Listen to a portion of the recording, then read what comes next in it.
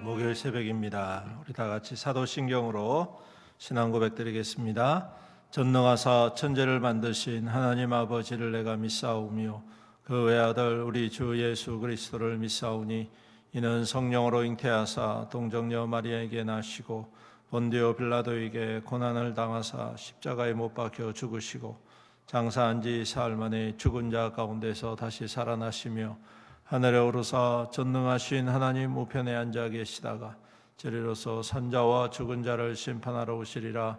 성령을 믿사오며 거룩한 공예와 성도가 서로 교통하는 것과 죄를 사하여 주시는 것과 몸이 다시 사는 것과 영원히 사는 것을 믿사옵나이다. 아멘. 찬송가 436장 436장 나 이제 주님의 새 생명 얻은 몸 436장입니다. 나 이제 주님의 새 생명 얻은 몸 옛것은 지나고 새 사람이로다. 그 생명 내 맘에 강같이 흐르고 그 사랑 내게서 해같이 빛난다. 영생을 누리며 주 안에 살리라. 오늘도 내일도 주 함께 살리라. 주 따라가는 길 험하고 멀어도 찬송을 부르며 뒤따라가리라. 나 주를 모시고 영원히 살리라. 날마다 섬기며 주 함께 살리라. 영생을 누리며 주 안에 살리라. 오늘도 내일도 주 함께 살리라. 아멘. 하나님 말씀 사무엘하 4장 말씀입니다.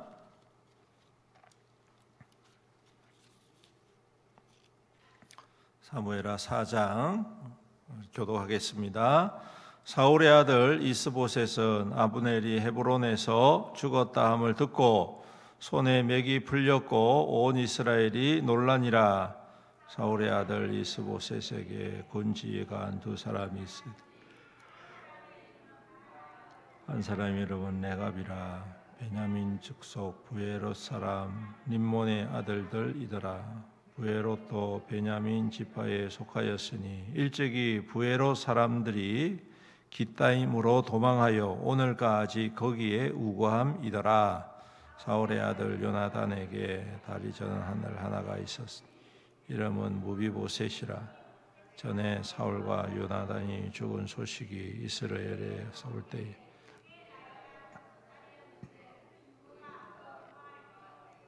급히 도망하다가 아이가 떨어져 절게 되어 부에롯 사람 림몬의 아들 레갑과 바나가 길을 떠나 볕이 쬐을 때쯤에 이스보셋의 집에 이르니 마침 그가 침상에서 낮잠을 자는지라.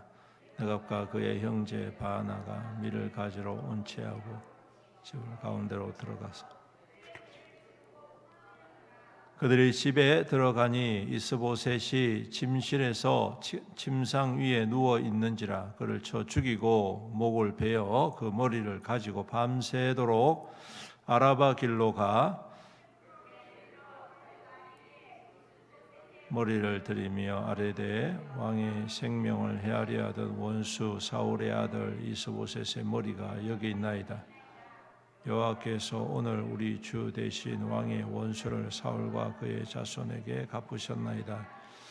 다윗이 부에롯 사람 림몬의 아들 레갑과 그의 형제 바나에게 대답하여 그들에게 이르되 내 생명을 여러 환난 가운데서 건지신 여호와께서 살아계심을 두고 맹세하노니 전에 있는 내게 알리 보라 사울이 죽었다 하며 그가 좋은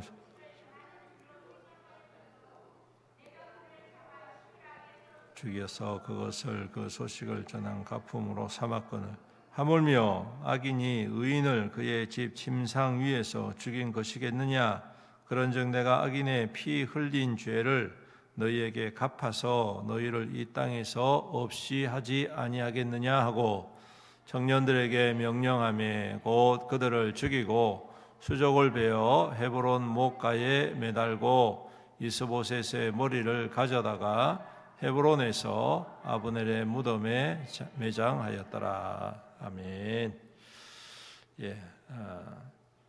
어떻게 보면 다윗에게 있어서는 아무런 수고 없이 말 그대로 우리나라 말처럼 손 안 대고 코 푸는 격에 그러한 일들이 계속해서 일어나고 있습니다.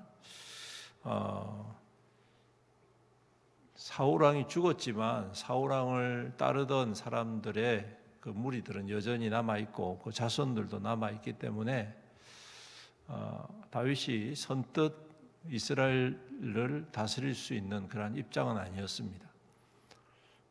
특별히 사울왕이 우리가 생각하는 것처럼 무조건 패역한 왕이었다라고 생각할 수 있겠지만 그가 다스리는 시간 동안에 나름대로 강력한 이 카리스마라고 할까요? 왕권을 확립하기 위해서 애를 많이 썼기에 그를 따르는 충성스러운 부하들이 꽤 있었습니다. 그런데 이제 이 사울이 죽고 난 다음에 이 뒷정리를 뭐라고 해야 될까요? 질서를 잘 잡아놓지 못하여서 그 결과적으로 그 사울의 왕가가 사울이 죽고 난 다음에 엄청난 어려움을 겪게 되는 것이죠. 그리고 어제 같은 경우에는 그를 따르던 아브넬이 죽임을 당하고 그리고 오늘은 이스보셋이 살해를 당하는 이와 같은 일들이 계속적으로 이루어집니다.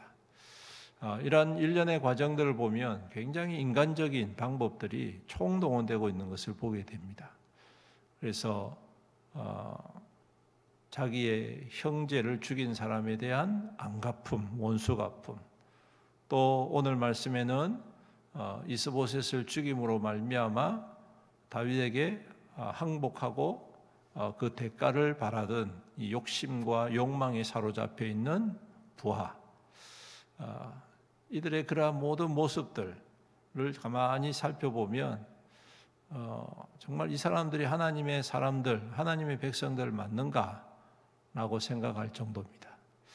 적어도 하나님의 말씀을 알고 하나님의 계명을 안다면 이런 식으로 행동해서는 안 되지요. 그렇죠? 이런 식으로 행동해서는 결코 안 되지만 이들은 이미 그 가나안 땅에서 오랜 동안 살면서 이 몸소 체득한 방식이 세상의 방식이고 사람의 욕망에 사로잡혀서 이끌리는 그러한 방식이었기 때문에 하나님의 뜻과는 전혀 다르게 행동을 하고 있습니다. 그럼에도 불구하고 또 재미있는 것은 이들이 그런 일들을 하면서 무슨 이야기를 합니까? 하나님의 뜻대로라고 이야기한다는 것입니다. 8절에 보시면 이렇게 이야기를 하죠. 여호와께서 우리 주 대신 왕의 원수를 사울과 그의 자손에게 갚으셨나이다. 이스보셋의 머리를 들고 다윗 왕에게 투항한 이 두 사람이 한다는 말이 바로 이것입니다. 왕의 생명을 헤아려 하던 원수 사울의 아들 이스보셋의 머리가 여기 있습니다.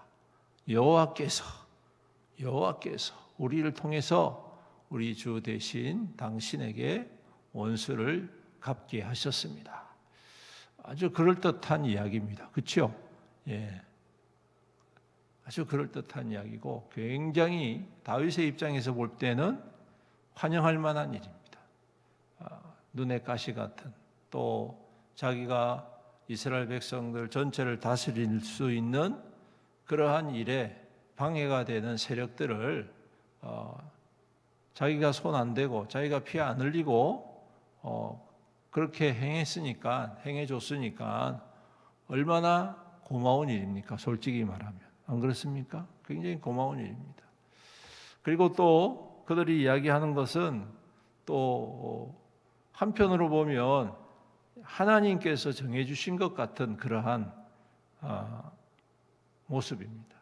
하나님께서 때를 따라서 그러한 사람들을 통해서 대신해서 죽이고 살리고 행하고 이루어서 결국에는 하나님의 뜻을 이루시는 것처럼 느껴지는 것이죠.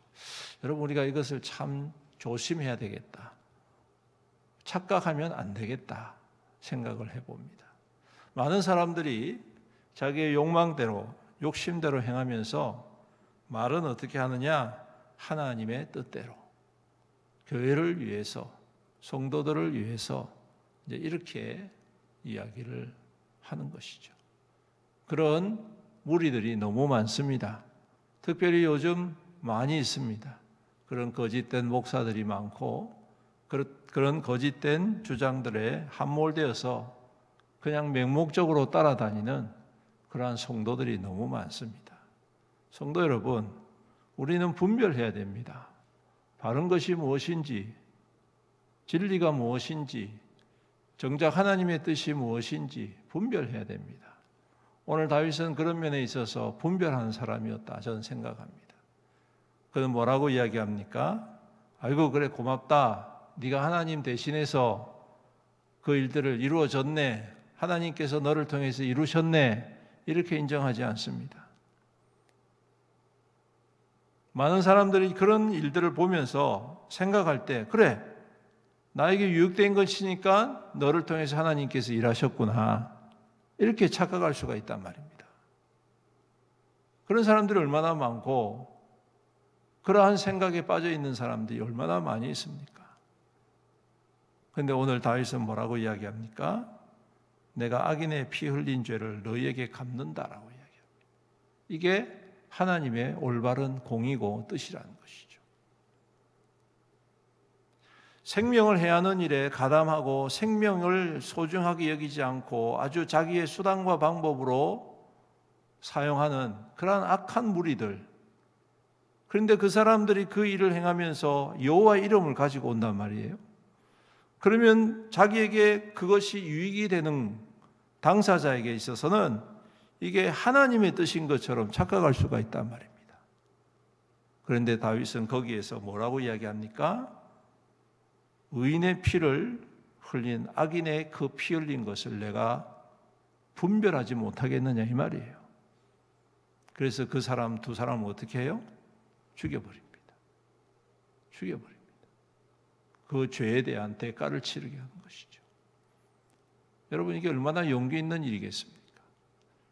어떻게 보면 사람들에게 오해받을 수 있습니다. 저 왕은 자기를 위해서 일하는 사람, 자기의 유익을 위해서 저렇게 희생하는 사람, 자신을 버려서까지 저렇게 그 왕을 떠받들기 위해서 힘쓰는 사람들을 저런 식으로 대하는구나. 그렇게 생각할 수 있지 않겠습니까? 그렇게 오해받을 수 있지 않겠습니까? 그런데 다윗은 아니다는 것이죠. 살려둘 수도 있고 곁에 둘 수도 있었지만 이것은 아니다. 이것은 하나님의 뜻이 아니다. 오늘날 많은 사람들이 이런 부분에 너무 착각하고 오해하고 자기의 욕망 앞에서 하나님의 뜻과 사람의 뜻 그것을 분별하지 못하는 참으로 안타까운 시대를 우리가 살아가고 있습니다.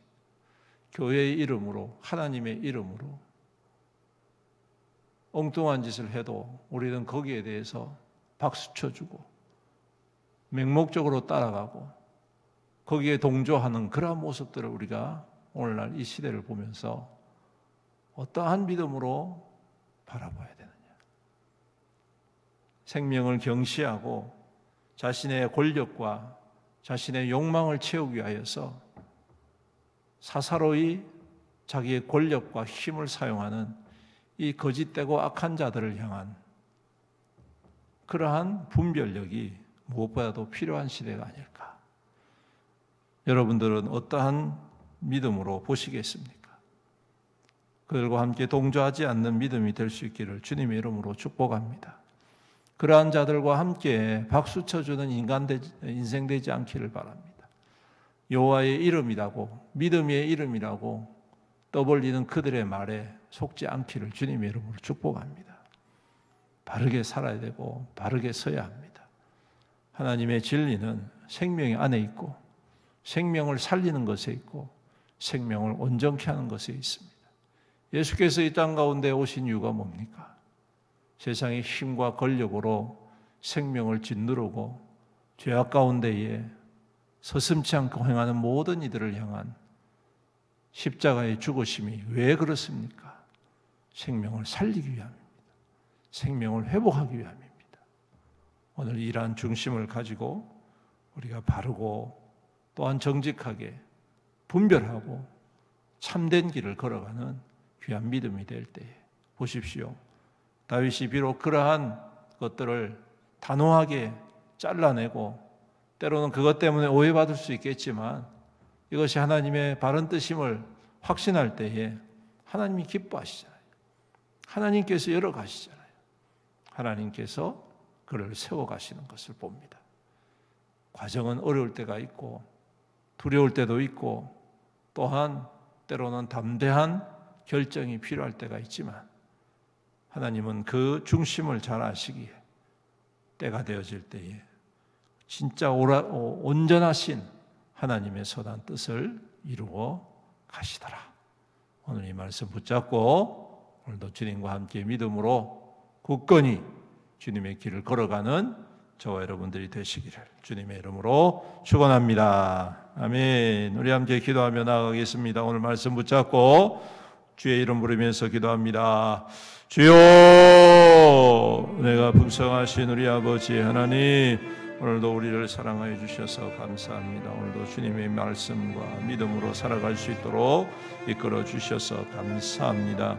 주님, 참으로 여호와의 이름을 빙자하고 믿음의 이름을 빙자하고 교회의 이름을 빙자해서 참으로 자신의 욕망과 욕심을 채우고 자신의 욕망을 따라서 세상의 방식과 사람의 방법으로 악한 것을 서슴지 아니하는 참으로 이 악한 세대를 바라봅니다.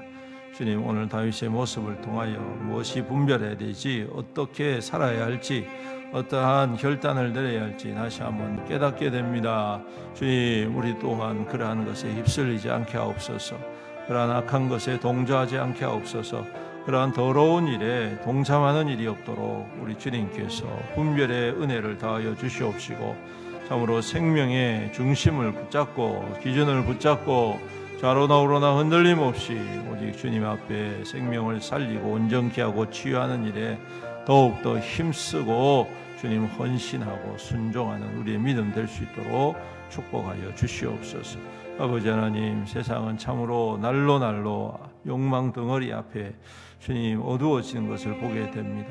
주님, 우리가 이러한 세상을 살아갈 때에 참으로 혼돈하고 아버지 하나님, 저는 바른 것들로 주님 바르게 판단하지 못할 때가 많이 있는데 날마다 하늘의 지혜와 명은혜로 더하여 주시옵시고 우리 주님 앞에 바르고 정직하게 주님 더욱더 잘 판단하고 분별하여서 정말 하나님 믿음의 역사를 이루어가는 귀한 믿음 될 수 있도록 축복하여 주시옵소서. 은혜가 풍성하신 우리 주님, 오늘도 우리에게 믿음을 더하시고 이 땅 가운데 하나님을 섬기고 하나님을 바라보고 또한 따르는 믿음의 백성으로 세워주심을 감사합니다. 오늘도 이 악한 세대를 본받지 않게 하시고 우리 주님의 선한 뜻을 따라서 순종하며 우리 주님이 기뻐하시는 길을 걸어가는 담대한 믿음 될 수 있도록 축복하여 주시옵소서. 참으로 세상은 자기의 이권과 욕망과 자기의 유익을 위하여서 하나님의 이름을 빙자하고 믿음을 말하면서 참으로 악한 것들을 서슴지 않고 행하는 참으로 악한 세대를 우리가 만났습니다.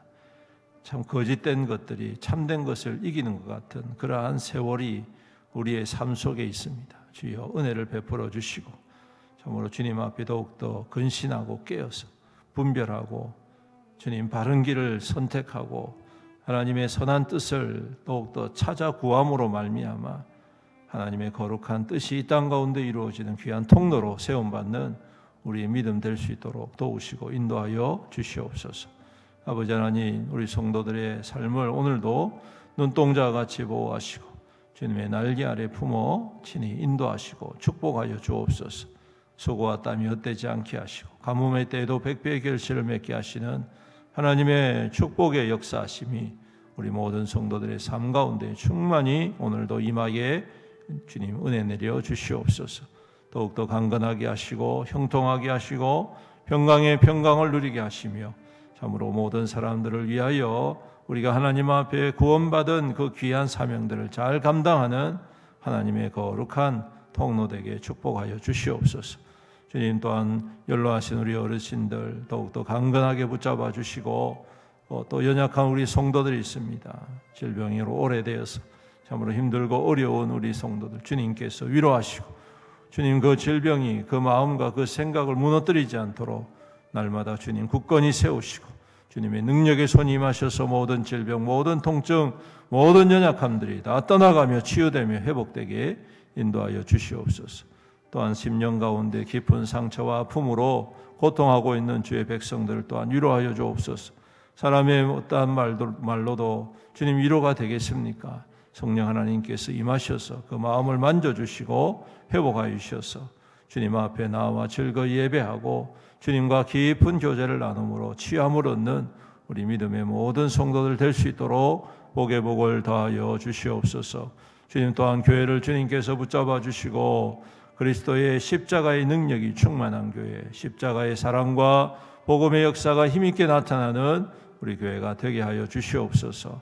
주님, 우리의 영교회를 통하여서 이 지역에 있는 많은 영혼들을 살리고 회복하는 일에 기꺼이 쓰임받고 또한 헌신하는 교회가 되어 참으로 하나님의 기쁨이 가득하고 하나님의 은혜가 날마다 흘러넘치는 우리 교회가 될 수 있도록 복의 복을 더하여 주시옵소서. 아버지 하나님, 또한 우리 몽골 선교를 앞두고 있습니다. 함께 기도하고 함께 협력하여서 하나님의 복음의 부흥이 교회도 또한 그 땅에도 충만히 임하여서 함께 주의 은혜로 충만한 사역이 될 수 있도록 축복하여 주시옵소서.